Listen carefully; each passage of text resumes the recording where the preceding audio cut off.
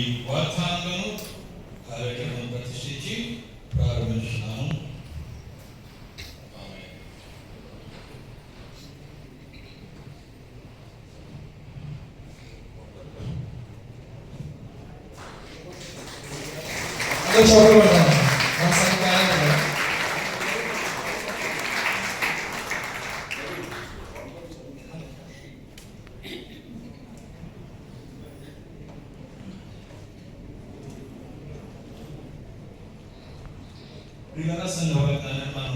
మీకు అసాధ్యమైన ఏదీ ఉండదని నిశ్చయంగా మీతో చెప్తున్నాను. మనం చేసే ప్రతి కార్యం కూడా దేవుడు చెప్తున్నాడు ఏంటంటే, మన ప్రార్థన చేసినప్పుడు మీకు అసాధ్యమైన ఏదీ ఉండదని నిశ్చయంగా మీతో చెప్తున్నాను. మత్తయి సువార్త 17:21. రెండవ వాగ్దానము, మీరు బలహీనులు కాక ధైర్యం వహించుడి, మీ కార్యము సఫలమగును.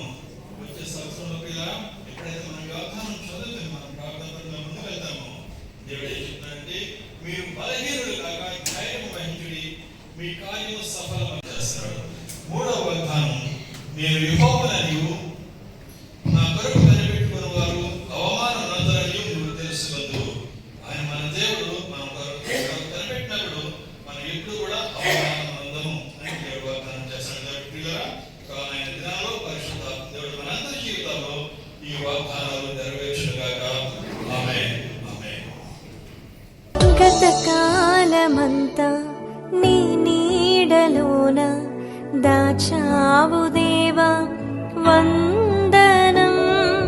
కృప చూపినావు, కాపాడినావు, ఎలా తీర్చగలను నీ రుణం. పాడనా నీ కీర్తన, పోగడనా వేణోళ్ళనా. పాడనా నీ కీర్తన, పోగడనా వేణోళ్ళనా. వందనం యేసయ్యా, ఘనుడవు నీవయ్యా. వందనం యేసయ్యా, ఘనుడవు నీవయ్యా. గతకాలమంతా నీ నీడలోన దాచావు